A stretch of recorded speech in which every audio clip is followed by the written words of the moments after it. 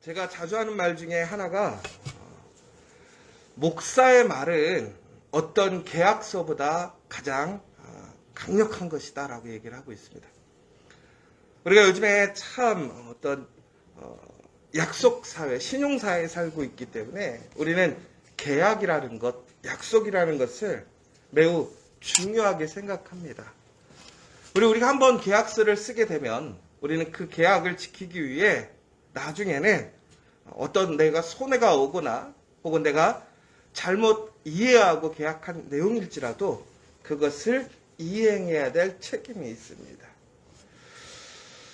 그런데 여러분, 우리가 정말로 하나님 앞에서 우리는 그 하나님과의 언약을 신실하게 지키고 있는가? 하나님은 언약의 하나님이라고 얘기하십니다. 하나님은 그래서 우리를 사랑하고 계시지요. 그런데 하나님은 그 사랑을 우리에게 실제적으로 그의 아들을 이 땅에 보내시고 우리를 구원하시는 사랑의 증거로 보여주셨습니다. 더 나아가서는 하나님께서는 우리를 이처럼 사랑하시고 하나님의 자녀 삼으시겠다라는 그 사랑을 단순히 보여주는 것에서 그치는 것이 아니라 그것을 언약으로 약속하셨다라는 것입니다.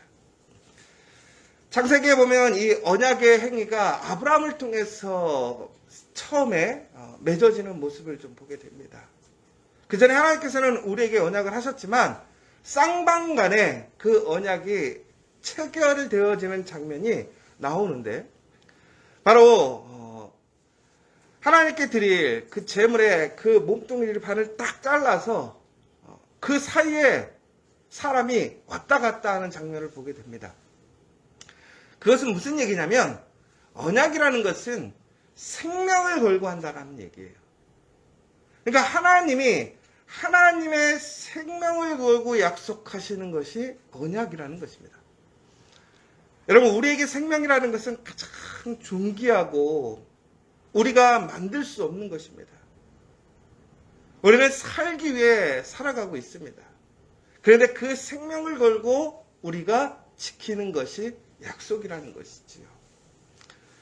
더 나아가서 여러분, 하나님께서 생명을 걸고 약속하신다라는 것 어떻게 생각하십니까? 하나님은 알파와 오메가이십니다. 처음이고 나중이시며 처음부터 계셨던 분이고 그 생명의 근원이고 진리이신 분이죠. 그런데 그 하나님께서 그의 생명, 그의 존재를 가지고 하나님께서 우리에게 약속하셨다라는 거예요. 그것이 언약이라는 거예요. 그 언약을 통해서 우리를 사랑하시겠다라고. 더 나아가서 그 언약의 대상인 우리가 하나님의 그 언약을 지켜 행하면 하나님은 우리에게 약속하신 것들을 분명히 이루시겠다라고 우리에게 약속하셨다라는 거예요. 그래서 하나님과 우리의 언약은 매우 철저하고 완전한 것입니다. 그래서 하나님은 어떠한 순간에도 이스라엘을 포기하지 않으십니다. 오늘도 이스라엘의 그런 잘못된 삶, 오히려 적반하장으로 하나님께 따지고 그 합리화하고 하나님께 멀어져가는 그 사람들에게 하나님은 오늘도 다시 한번 얘기하시는 거예요. 내게로 돌아오라는 거예요. 그러면 나도 너희에게 돌아가리라고 얘기하시는 거예요. 그 근간은 우리를 사랑하시는 그 마음에 있습니다. 그런데 그 사랑을 다시 한번 우리의 눈으로 확증케 해주신 그 언약을 통해서 우리가 돌아오면 다시 하나님의 말씀을 지켜 행하면 그 언약을 준수하면 하나님께서도 우리에게 그 약속을 지키시겠다고 하는 거예요. 오늘 이스라엘 사람들이 그래서 이렇게 얘기하는 거예요. 우리가 어떻게 하여야 돌아갈 수 있겠습니까? 요즘 기독교인들에 대한 특히 우리 교회에 대한 세상의 평가가 참 안타깝습니다. 어제 국민일보에서 불교, 카톨릭, 기독교의 신뢰도를 조사를 했더라고요. 그때 기독교가 전체 우리나라 사람들이 신뢰하는 퍼센트율이 몇 퍼센트 정도 되실 것 같아요? 네, 11%로 정도 나왔더라고요. 11%. 이게 참 아이러니한 게 뭐냐면요, 여러분. 우리나라 기독교인이 몇 명인 줄 아세요? 최소한 10% 이상은 된단 말이죠. 저희가 한 1000만, 옛날에는 1000만이라고 얘기를 했었거든요. 근데 1000만이 안 된다고 해요. 그러면 저희가 최소한 기독교인들이 한 20%에서 15% 사이는 기독교인이라고 볼 수가 있는 것이죠. 내가 기독교인입니다 라고 얘기를 했던 사람들이. 그러면 참 아이러니한 거는 숫자로는 제일 많은 것 같아요. 어찌 보면 불교인하고 뭐 거의 대등하고 무교인도 많지만, 그러면 우리가 기독교인들이 최소한 20%에서 15% 정도는 되는데 교회를 신뢰하는 퍼센티지율이 11%밖에 안 나왔다는 거는, 외부 사람들은 그렇다 치더라도 기독교인들마저도 기독교인을, 더 나아가서 교회를 신뢰할 수 없다라고 생각합니다. 참 안타까운 문제예요. 여러분, 그 가운데서 매우 안타까운 것은 그 신뢰할 수 없는 이유가 뭐냐라는 거예요. 이기적이고 세속적이고 배타적이고 그 다음에 신실하지 못하다라는 거예요. 그런데 반대로 불교에 대한 생각들은 매우 긍정적으로 많이 바뀌었더라고요. 수용적이고 경건해 보이고, 교회는 경건해 보이지 않다라는 거죠. 여러분 왜 그럴까요? 왜? 솔직히 절에 가는 사람보다 교회 가는 사람이 더 많잖아요. 지금도. 그런데 왜 우리는 이 세상에서 사람들에게 신뢰를 잃어버렸을까요? 바로 우리가 하나님 안에서 살아가며 그 약속의 관계를 깨어버렸기 때문에 그래요. 여러분, 하나님 앞에서의 약속도 지키지 않는데 우리가 어떻게 사람과의 약속을 지키겠습니까? 여러분들은 얼마나 여러분들은 교회에서 혹은 믿음의 사람들에게 이야기하는 것에 대한 그 책임감을 갖고 있습니까? 우리는 은혜 받을 때 이야기할 때가 참 많아요. 그런데 막상 우리 현실에서 우리가 은혜 받고 도전 받았을 때 이야기하고 나서 그것을 지켜가지 못할 때가 너무나 많을 때가 있어요. 여러분, 하나님께서는 우리의 그러한 능력을 아세요.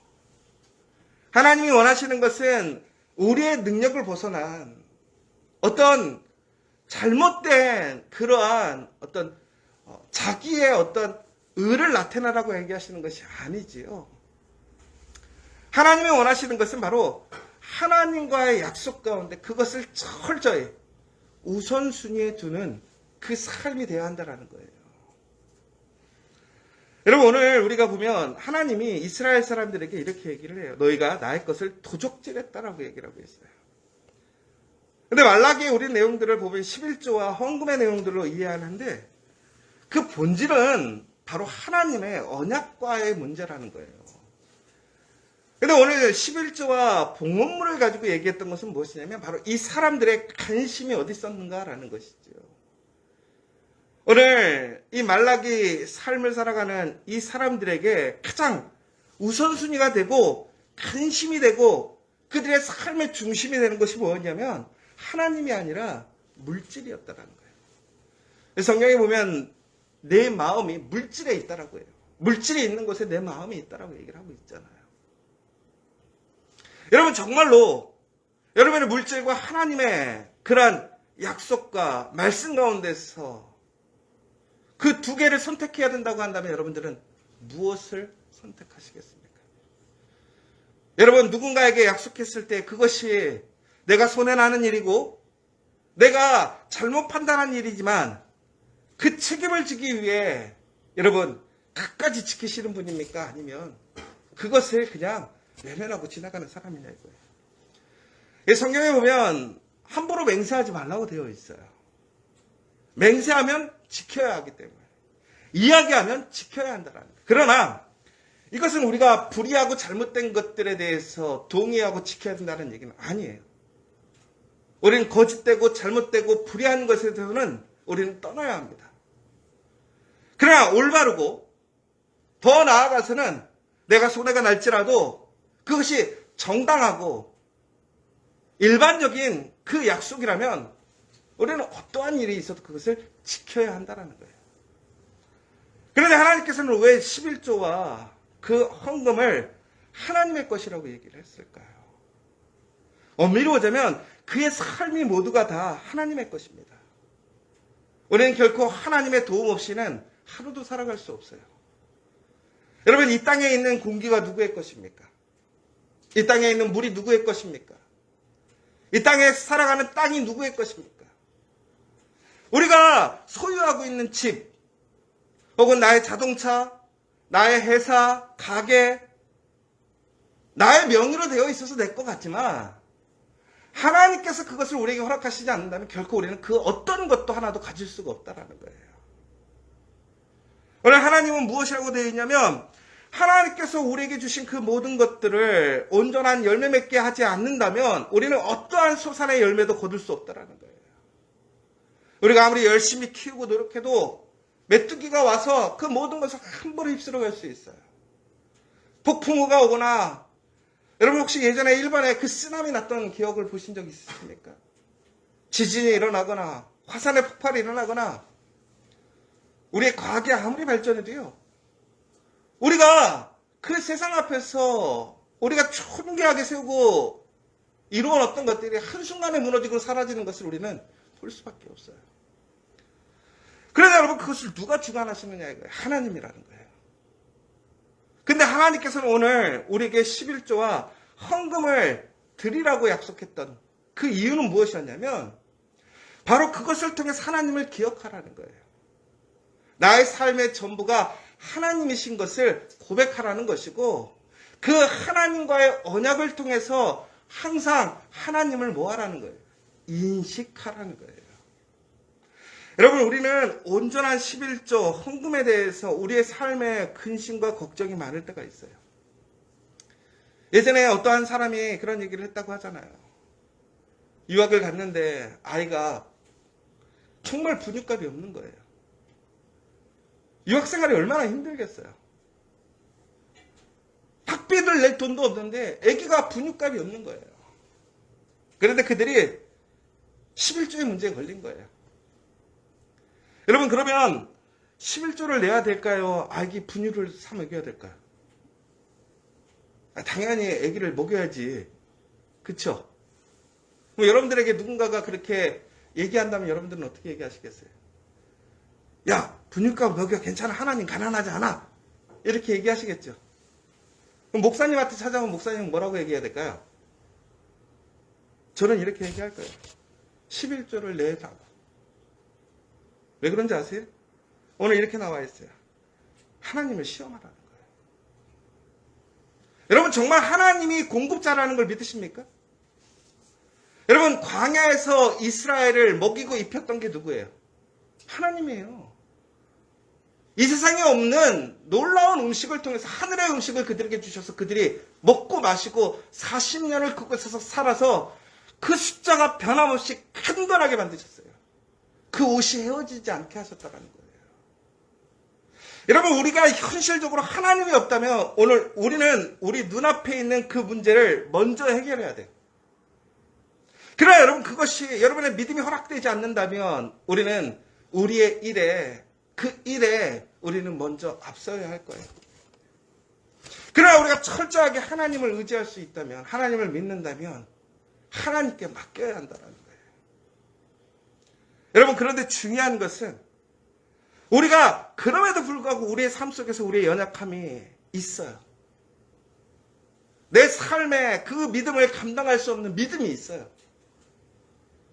그럴 때는 우리는 어떻게 되느냐라는 거예요. 그럼에도 불구하고 하나님을 붙들고 그 연약함에 대한 최선을 다해서 하나님께 나아가야 한다는 거예요. 중요한 것은 그 11조를 온전히 하느냐가 중요한 것이 아니라 그것에 참여하기를 수고하는, 그것에 집중하고 그것을 위해 힘쓰는 그 태도, 마음과 그 언약을 기억하는 것이 중요하다라는 거예요. 온전하게 11조 못할 수도 있어요. 여러분 11조의 개념이라는 게 도대체 어디서부터 어디까지? 어떤 사람들은 새우냐 세전이라서 얘기도 하고 어떤 사람은 선물 받은 것까지도 11조라고 얘기하고 헌금이라고 얘기해요. 여러분 그래도 중요한 것은 그 어떤 금액의 그것은 각자의 판단일 수 있어요. 그러나 중요한 것은 나의 모든 것이 하나님의 것입니다라는 것이지요. 내가 오늘 드릴 수 있는 최고의 것이 단돈 1,000원일지라도 여러분 그것이 진심으로 나의 하나님의 그 전체적인 것을 드리는 그 가부의 헌금이라면 하나님은 그것을 온전하게 믿으시고 기뻐하시는 거예요. 하나님을 의지한다고 믿는 거예요. 그러나 그렇지 않다면 우리는 철저히 회개해야 한다는 거예요. 사랑하는 여러분, 우리는 하나님과의 약속을 지켜야 돼요. 그리고 하나님을 의지하고 하나님이 우리에게 약속하신 것을 우리는 소망하고 기대하고 살아가야 돼요. 그러기 위해서는 우리는 어떻게 해야 되느냐? 먼저 우리 또한 하나님 앞에서 온전하게 약속을 지키는 사람이 돼야 돼요. 더 나아가서는 세상 사람들에게 우리는 철저하게 그 약속을 지키고 그 약속을 신실하게 세워가는 그 깨끗한 사람, 신뢰할 수 있는 사람의 모습을 회복해야 한다는 거예요. 왜 그렇습니까? 내가 지금 손해보고 내가 지금은 부족해도 그것을 하나님께서 아시고 채워주시니까. 그 역사가 뭐예요? 그 증거가 뭐예요? 바로 우리 대한민국의 역사를 보십시오. 여러분의 가정을 한번 돌아보십시오. 우리 교회를 보십시오. 하나님을 붙들고 하나님께 그 약속을 향해 나아갈 때 하나님은 놀랍게도 그 도움의 손길을 주시고 인도해 주시는 거예요. 여러분 그런데 그 과정이 고난스럽고 어려워요. 결코 쉽지 않아요. 그리고 그것이 바로 빨리빨리 응답되지 않을 때도 있어요. 그러나 중요한 것은 하나님의 약속은 분명히 이루어집니다. 하나님을 시험해 보십시오. 하나님을 믿으십시오. 그리고 하나님과의 언약을 통해서 그 언약의 놀라운 능력을 체험해 보십시오. 그리고 그것을 우리가 증거하는 사람들이 되어야 한다는 거예요. 여러분, 여러분들의 그 수고와 그 헌신을 하나님은 기억하세요. 그리고 놀랍게도 여러분 그 가운데서 여러분들이 기도하고 하나님을 의지하고 붙들 때 하나님은 그 말씀에 온전히 응답할 수밖에 없다는 거예요. 왜? 약속하셨으니까. 오늘 이 시간 여러분들 그 하나님의 언약을 붙들고 그 언약으로 돌아가는 저와 여러분 되기를 간절히 소망합니다.